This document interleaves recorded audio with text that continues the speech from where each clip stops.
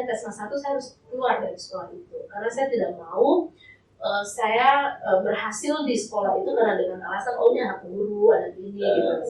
Banyak sekali kita merayakan Hari Kartini itu di ruangan-ruangan megah dengan fasilitas yang nyaman gitu. Padahal di luar sana banyak juga Kartini-Kartini hebat, tetapi mereka tidak memahami atau tidak tahu sebenarnya Hari Kartini itu apa.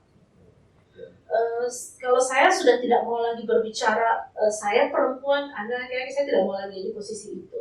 Karena dikotomi itu akan membangun terus perbedaan antara kita gitu. Lebih baik saatnya sekarang perempuan-perempuan yang memilih di jalur politik mempersiapkan diri dengan baik.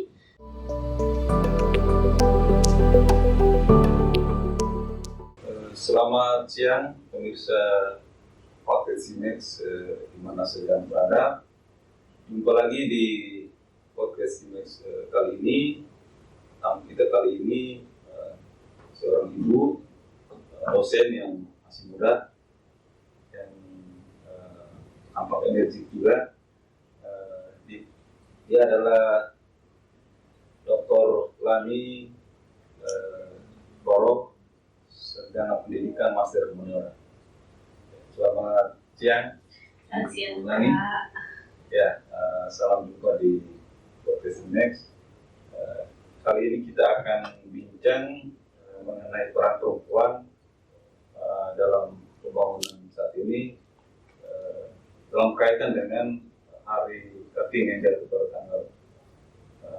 Tentunya perempuan saat ini mewarisi semangat-semangat Kartini dalam kaitan dengan mengisi pembangunan di segala bidangnya. Ya. Di semangat emansipasi Kartini itu telah memberi inspirasi kepada kaum perempuan menyemangati, mewariskan semangat-semangat itu untuk mengisi semua dalam semua aspek kehidupan. Mungkin bisa diceritakan sedikit Ibu Lani di bidang pendidikan, bagaimana proses pendidikan Ibu Lani sampai menempuh pendidikan yang strata tertinggi saat ini ya, sudah doktor di usia masih tergolong muda menurut saya. Mungkin bisa disampaikan dari singkat saja dari sarjana dari sekolah dasar sampai dengan S3 saja. Baik, terima kasih Kak Kristo. Terima kasih untuk kesempatan hari ini bisa berbagi di podcast Imex. Kalau bicara pendidikan dari TK, SD, SMP, SMA, S1 itu saya di Kota Kupang. Oh iya ya. Nanti S2, S3-nya baru saya menjelma. Bisa disebutkan SD-nya di mana? TK saya TK Pembina. TK Pembina di belakang samping Dinas PPO Provinsi ya. Yeah. SD Inpres. SD Inpres LTT 2 gitu ya. LTT 2. Dan kebetulan kita tinggalnya di belakang SMP 2, mungkin orang tua di sekolah di dekat. SMP di satu Kupang. SMA juga SMA di satu Kupang. Favorit ya saat ini. Di jurusan IPA. Itu selesai SMA, saya langsung dapat kesempatan ada kerja gitu. Oh, kerja dulu. Jadi kerja dulu, akhirnya 1 tahun itu putus, tidak langsung lanjut sekolah. Jadi itu tahun berapa? Saya tamatnya 2003. 2003 ya, berarti 2003, 2004 kerja dulu gitu. Lalu lanjut studi, karena lihat teman-teman semua sudah semua sibuk kuliah, kira-kira kuliah juga waktu itu. Tapi cari kuliahnya yang sore hari. Saat itu kuliah sore harinya itu yang ada salah satunya itu saya kuliah di Universitas, dulu masih nama PGRI. Universitas PGRI. Waktu pergi mendaftar, prodi yang masih membuka pendaftaran saat itu susah bahasa Inggris. Akhirnya masuklah dari bahasa Inggris. Gitu. Ya, tapi itu masih sambil kerja. Masih sambil kerja. Dulu itu tamat SMA, saya berpikir saya sudah tamat SMA, pokoknya kerja apa saja saya kerja. Pernah kerja di restoran, jadi pelayan restoran pernah, gitu. jadi apa namanya pernah juga melamar di jalan toko juga pernah gitu. Pokoknya pekerjaan apa saja waktu itu saya berpikir saya harus kerja gitu. Karena kebetulan saya anak yang pertama, akhirnya memutuskan pokoknya kerja apa saja harus kerja gitu. Jadi akhirnya kuliah lah, tapi karena saya mau kerja, maka saya cari kuliah yang sore hari gitu. Sore hari. Teman-teman itu sudah pada selesai lebih dulu. Saya S1-nya itu jatuhnya jadi 12 semester. Oh, mantap ya. Gitu. Teman-teman sudah pada selesai, akhirnya ya saya berkelas. Karena sudah selesai, kok saya lama sekali gitu. Akhirnya lebih fokus lagi. Selesai itu 2010 selesai. 2010 lama sekali, lama 2010 selesai. Pas menjelang selesai, saya lihat ada pembukaan. Waktu itu akhir studi itu saya menjadi asisten Kapoldi. Gitu. Asisten Kapoldi. Bukan asisten dosen. Asisten dosen yang statusnya dia sebagai Kapoldi. Gitu. Jadi saya pokoknya membantu. Ya namanya asisten dosen. Banyak, pokoknya semua bantu-bantu gitu. Ya. Karena bantu-bantu itu, waktu itu Kapoldi saya akan mengambil S3. Saya lihat program studinya bagus dan biayanya murah waktu itu. Padahal saya sudah mendaftar di S2 Undana waktu itu. Langsung mendaftar ya? Setelah tamat S1 itu saya langsung mendaftar S2 Undana. Apa motivasinya setelah S1 langsung S2? Karena mungkin karena saya sebagai asisten dosen sering mendampingi Kapoldi saya mengajar, mungkin termotivasi akhirnya gitu. Jadi dosen ini juga menyenangkan. Berarti waktu itu IPK-nya besar? 3, sekian lah. Enggak ya? Tidak, karena lama waktu kan 12 semester. Jadi mahasiswa maksimalis ya. Maksudnya, gitu akhirnya sudah karena melihat formulir Udayana dan biayanya lebih murah. Dulu di Undana itu waktu saya mendaftar SPP-nya 5 juta dan saya lihat Udayana itu 3,5 juta. Saya bilang asal lebih memilih akhirnya Udayana. Dengan prodi yang sama? Dengan prodi yang sama. Udayana. Oke. Akhirnya sudah pulang ngomong dengan orang tua setuju. Sudah saya ambil mendaftar ke Denpasar. Pokoknya karena adik-adik masih sekolah juga, ya sudah perjanjian dengan mama gitu kan. Karena tinggal mama sendiri kan. Saya harus buat perjanjian bahwa yang penting mama bisa bantu dari SPP untuk uang kos bulanan, mungkin saya bisa cari sendiri di pasar. Yang penting waktu itu saya ingat saya minta jatah bulanan itu sekitar 500.000 kalau tidak salah. Gitu. Nanti yang lain saya cari sendiri lagi. Saya pikir nanti saya cari sendiri. Intinya mama bayar SPP untuk itu karena motivasi yang kuat ya, sangat kuat untuk menjadi lebih tinggi lagi.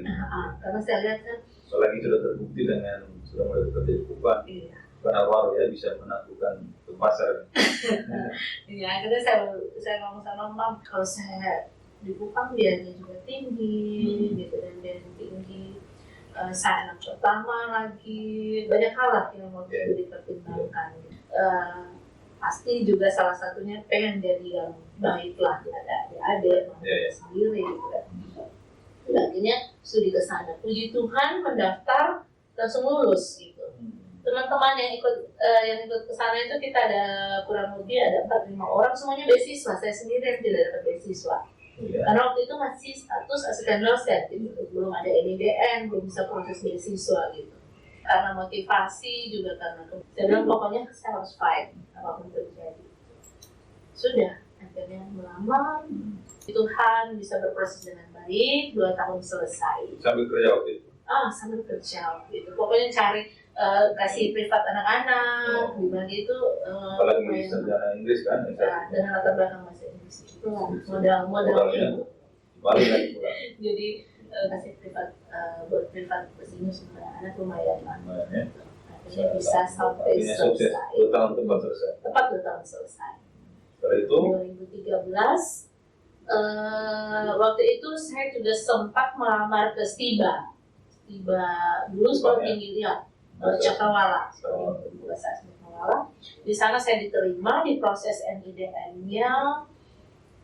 Jadi begitu selesai 2013 saya kembali melapor diri ke Stibal. 2014 saya minta izin lagi untuk studi S3. Itu bagaimana ceritanya? Setahun lalu, aku lagi niat untuk studi. Jadi waktu ada peluang, ada juga ya, dana dari beasiswa atau apa? begitu saya pulang 2014 itu di Stiba juga mulai mengajar kembali, terus saya juga mengajar di PGRI waktu itu ya, kembali ke PGRI, tapi pada saat itu suasana di PGRI juga sedikit goyang ya, ada dinamika di PGRI, sehingga saya memutuskan kalau gitu saya lanjut saja S3. Selanjutnya di S3. Awalnya juga masih pikir-pikir ini biayanya lumayan besar. Cuma saya lihat beasiswa, waktu itu ada beasiswa BPPDN. Ada banyak beasiswa yang disediakan. Saya berpikir ini peluang sebenarnya. Kalau saya harus berlama-lama lagi baru melanjutkan belum tentu bisa gitu ya. Saya berpikir ke situ. Akhirnya begitu komunikasi dalam keluarga juga menyetujui gitu. Awalnya mama masih berpikir bahwa baru setahun selesai langsung jalan lagi. Mama waktu itu masih berpikir kalau bisa fokus dulu cari pekerjaan yang tetap gitu kan. Saya pikir kalau kemarin bisa, kali ini pasti lebih bisa lagi. Semangat cuma tinggi. Iya. Akhirnya sudah saya mendaftar, puji Tuhan lolos. 2014 masuk, 3 tahun selesai, 2017 selesai. Tepat waktu. Dengan jurusan yang sama. Dengan jurusan yang sama, linguistik. Ya. Dapat beasiswa waktu itu. Beasiswanya ongoing. Jadi 2014 saya masuk masih dengan biaya sendiri. Ya. Nanti di 2015 gitu. Baru dapat beasiswanya. Sampai dengan selesai tamat beasiswa. Beasiswanya kan 1 tahun waktu itu saya terima. Ya. Jadi memanfaatkan betul, waktu itu saya ingat saya terimanya sekitar 75 juta. Jadi 75 juta itu langsung diplotkan untuk pembayaran SPP. Berusaha untuk mengisi kebutuhan dokter. Iya. Luar biasa. Artinya spirit untuk menempuh pendidikan luar biasa. Kembali ke semangat Kartini yang menekankan pentingnya pendidikan ini benar-benar diwujudkan melalui dokter, lantor. Itu betapa pentingnya pendidikan, merubah suatu peradaban, merubah suatu keadaan kehidupan, kondisi kan itu terlalu pendidikan. Motivasi untuk pendidikan yang tinggi itu pun saya lihat dari tadi lebih banyak dari dalam diri sendiri. Tentu dukung orang tua, tetapi motivasi awal itu dari dalam diri sendiri. Harus kerja dulu sebelum S2 sampai S3. Apalagi kondisi di waktu itu mama sendiri kan. Jadi mungkin itulah salah satu yang memotivasi saya bahwa harus lebih baik. Kasihan mama sendiri, adik-adik juga masih kecil. Jadi memang termotivasi untuk memiliki hidup yang lebih baik. Bukan berarti hidup yang kemarin itu tidak lebih baik, tidak baik gitu. Tapi sebagai anak perempuan, terus saya yang paling besar, tentu motivasi itu ada. Melihat mama yang berjuang sendiri, menghidupi kami, dan tanggapan. Dan membalasnya dengan sangat etik ya. Jadi waktu SMA itu, karena saya hobinya di seni, begitu masuk SMA 1 saya terlibat dengan komunitas-komunitas seni. Itu kali pertama nilai saya anjlok di SMA semester 1. Jadi mama tuh pulang dengan nangis karena dari SD SMP kalau ambil rapor, mama tuh kan biasanya tuh yang juara-juara 1, 2, 3 itu dipanggil duluan. Gitu. Nah pada saat SMA itu mama bilang, kok mama duduknya lama sekali. Tidak akan panggil. Gitu. Paling terakhir. Itu akhirnya memotivasi saya bahwa di semester berikut saya harus belajar lebih lagi sehingga pada saat penerimaan raport mama saya tidak boleh seperti itu. apalagi itu mama saya guru baru gitu. kembali. Iya. Waktu itu mama guru, saya ingat mama mengajar di SMA Kristen. Gitu. Jadi mama itu akan dipindahkan ke SMA 1, tetapi karena saya bilang ke mama, kalau mama pindah ke SMA 1, saya harus keluar dari sekolah itu. Karena saya tidak mau saya berhasil di sekolah itu karena dengan alasan, oh ini anak guru, ada gini, gitu. Penelitian ya, itu yang saya hindari. Akhirnya juga seperti itu. Begitu saya lulus dari SMA 1 baru mama masuk ke SMA 1. Jadi setelah S3 selesai kembali mengajar di SIBA lagi, PGRI atau begitu selesai saya kembali melapor ke PGRI, tapi memang kondisinya tidak stabil lagi saat itu 2017. Dinamikanya lagi kencang itu 2017 itu Kak. Akhirnya di 2019 dengan penuh dinamika juga saya mengurus pindah home base dari PGRI. Pindah home base, puji Tuhan saya diterima di Institut Agama Kristen di Jepang. Ya, luar biasa ya proses pendidikan berjalan dengan penuh dinamika, tapi hasilnya sangat membanggakan. Manusia yang masih cukup muda ya. Sekarang selain dosen, kita juga kenal Dr. Lani juga sebagai seorang aktivis perempuan. Kemarin di Hari Perempuan sebelumnya menggelar kegiatan yang cukup besar ya. Gaungnya se-provinsi, se-NTT. Bagaimana tetap terlibat aktif, tetap bersemangat untuk terlibat dalam kegiatan-kegiatan seperti itu? Apa motivasinya? Benar. Ya. Kalau bilang sebenarnya terlibat dalam kegiatan-kegiatan baik itu sosial atau perempuan dan anak, itu saya sudah mulai literasi juga 2014 itu sementara studi, saya sementara juga dengan teman-teman giat-giat dan literasi saat itu lebih banyak itu di daratan Flores Timur ya waktu itu, Florpim, dengan Duka, dengan Sabu juga sebagian. Kami sudah mulai gerakan literasi 2014, bagaimana proses berliterasi bersama anak-anak di Lembata, bukan rumah baca di Flotin, dan sebagainya. Kami sudah mulai dari 2014, saya sudah mulai di sana 2014. 2017 berjalannya waktu juga gitu, 2000 lebih sering lagi ya dengan kami punya komunitas teater perempuan biasa. Di komunitas itu selain kami melatih teman-teman berteater, juga topik-topik yang kami angkat itu juga masih sosial, tentang isu-isu tentang sosial masyarakat, isu-isu perempuan, anak, gitu itu masih kami angkat juga. Jadi sebenarnya terlibat dengan teman-teman aktivis perempuan dan anak itu sudah sejak beberapa tahun ini. Setelah itu kami terus berdinamika dan teman-teman, banyak sekali kegiatan-kegiatan sosial kami buat. Kemarin Seroja, kebetulan di rumah saya itu jadi 3 posko di sana. Posko untuk Adenara, posko untuk Sabu, dan posko untuk Lembata. Jadi 3 posko di sana.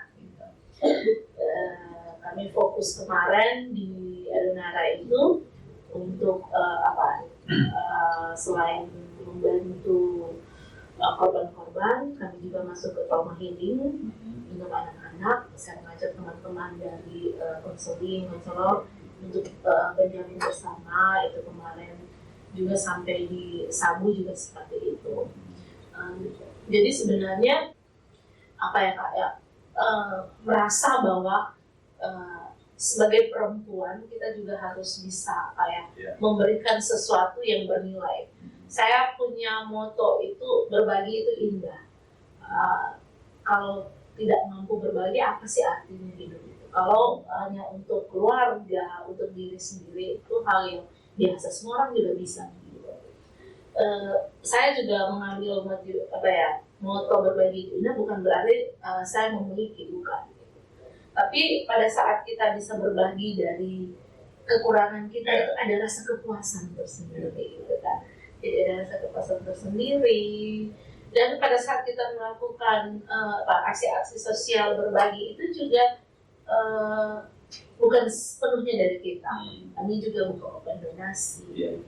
Kemarin juga kami, saya dan teman-teman di komunitas, kami punya kami namakan sekolah kecil. Sekolah kecil itu di Kampung Pemulung. Kampung Pemulung aku ada. Jadi setiap hari Sabtu, saya dan teman-teman komunitas itu turun untuk anak-anak pemulung di sana. Ya. Itu Dr. Lan, saya sudah bertahun-tahun nih bergelut di aktivitas yang berkaitan dengan isu anak, isu perempuan yang terutama. Saya jauh pengamatan dan yang mengalami langsung. Menurut Ibu Dokter, seperti apa kondisi perempuan kita ini dikaitkan dengan semangat Kartini yang terus memberi inspirasi spirit untuk kaum perempuan? Kalau berbicara Kartini, saya tuh sangat banyak perempuan pasti mengagumi Kartini.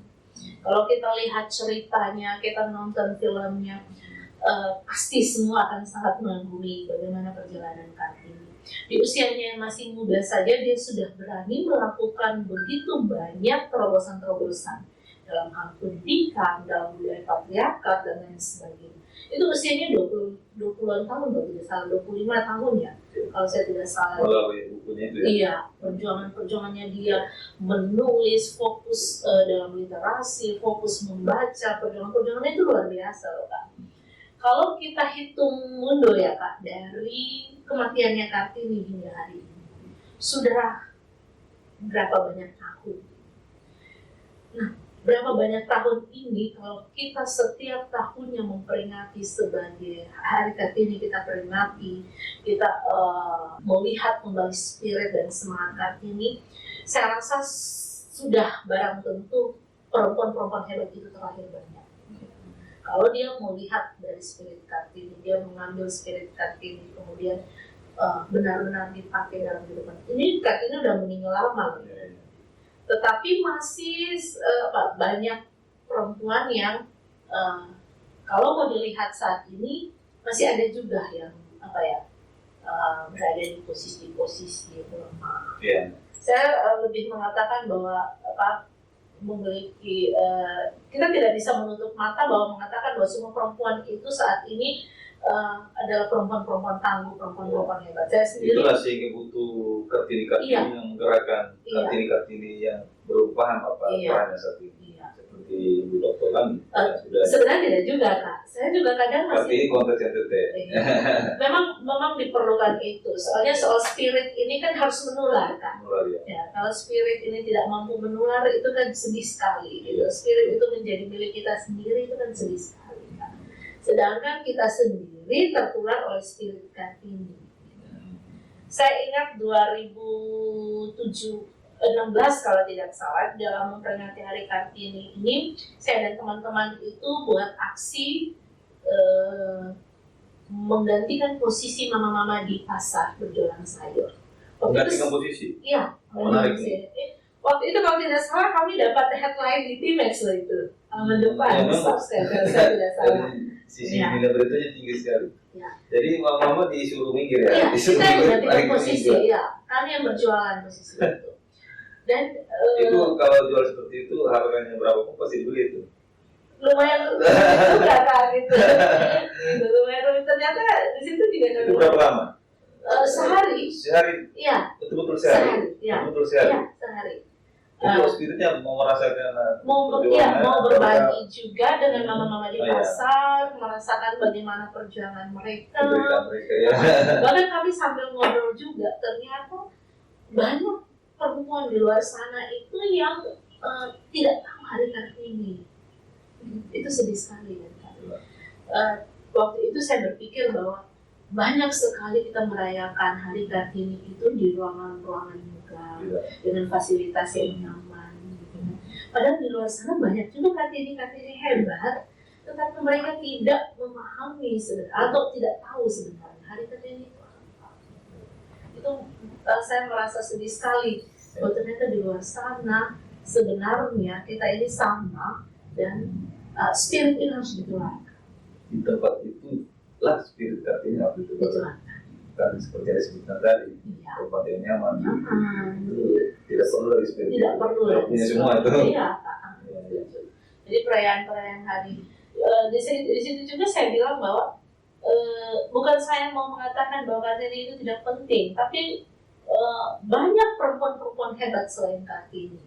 Kita tahu Indonesia ini punya banyak sekali dari zaman penjajahan proses sampai ke kemerdekaan, begitu banyak peran perempuan di sana. Dan tidak diekspos dengan baik, tidak dikenal dengan baik. Ibu Dokter Lan, di bidang pendidikan sudah, di bidang politik sekarang. Ibu Dokter melihat perempuan dari bidang politik seperti apa? Gambaran secara umum lah. Oke. Kalau kita ngomong perempuan dan politik ya, kalau ngomong perempuan dan politik itu saat ini di NTT pasti pikiran kita pertama itu pada sosok Eni Nurleni. Sosok Eni Nurleni ini sosok yang seharusnya sekarang diperbincangkan oleh semua perempuan. Artinya Ketua DPRD ini sudah menjadi sosok yang menjadi simbol simbol perempuan DPRD, bahwa perempuan DPRD bisa mencapai posisi seperti yang didapat atau diduduk oleh yang merasa betul sekali ya. Ketua DPRD dan ketua salah satu partai besar. Jadi kalau saya bilang kita ngomong soal perempuan dan politik itu pasti kepada semua perempuan siapa saja di NTT pasti berbicara itu. Eni Nurleni, Ince Sayuna, ini dan masih banyak itu mereka ada di top pimpinan di Bupati Perempuan pertama, Bupati Perempuan di Rote ada, Wakil Bupati dulu. Jadi ini hal-hal yang membuktikan bahwa perempuan itu bisa dan layak. Bukan sekedar pemberian 30% ini. Betul.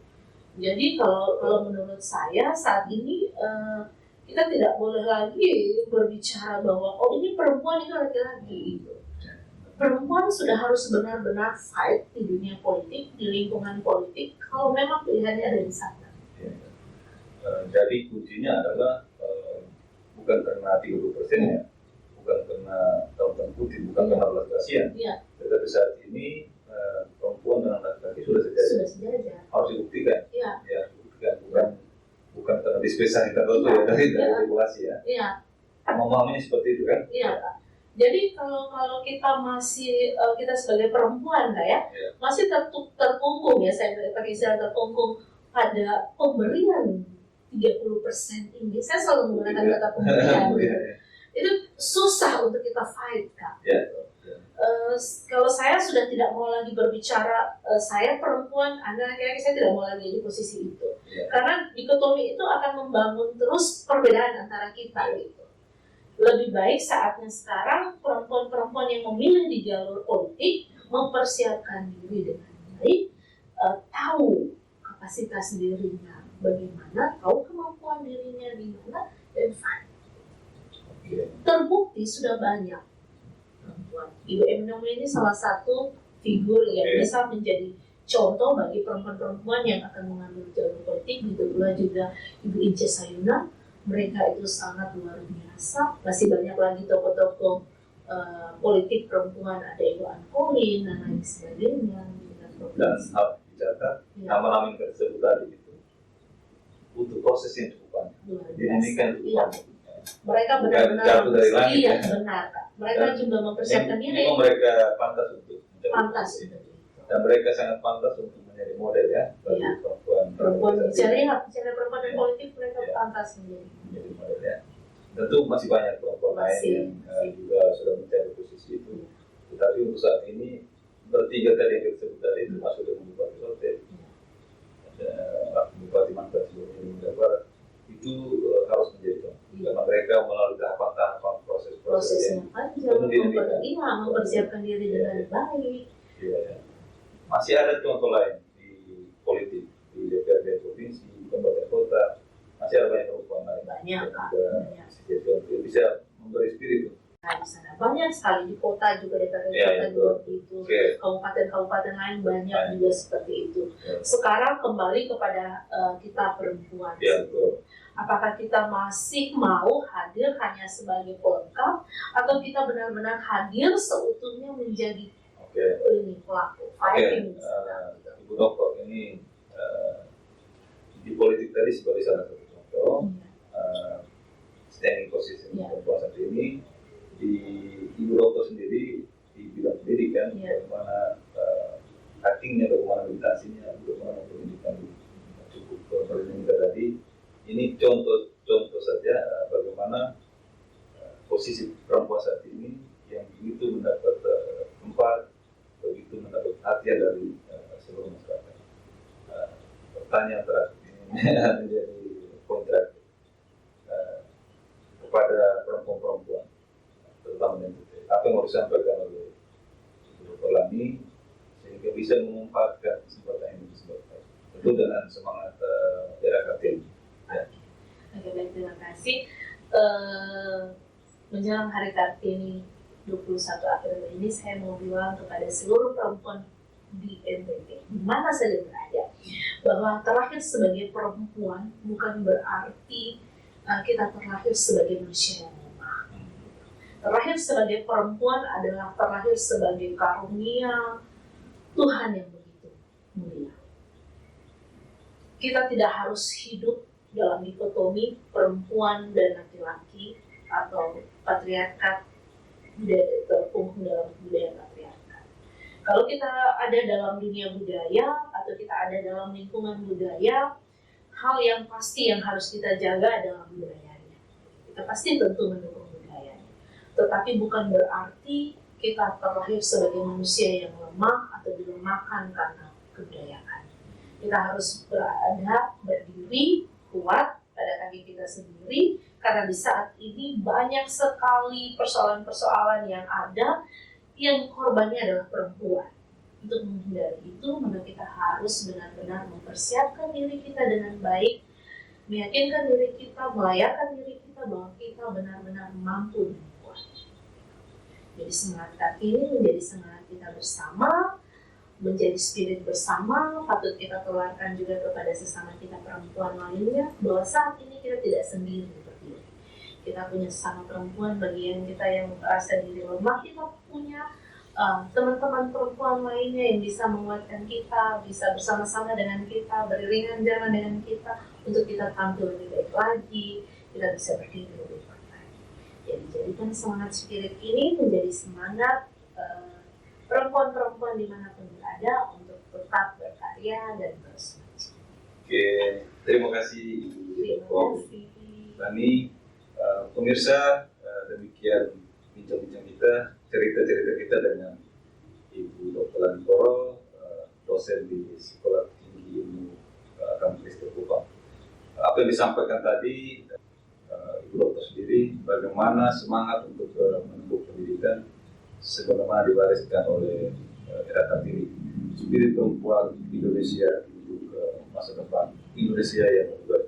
Semoga bincang-bincang ini memberi inspirasi kepada perempuan NTT terus mempersiapkan diri, merasa dan harus kita sudah berada posisi sejajar dengan laki-laki, tinggal bagaimana kita mengisi ruang-ruang itu, karena sesungguhnya tidak ada perbedaan antara laki-laki dan perempuan.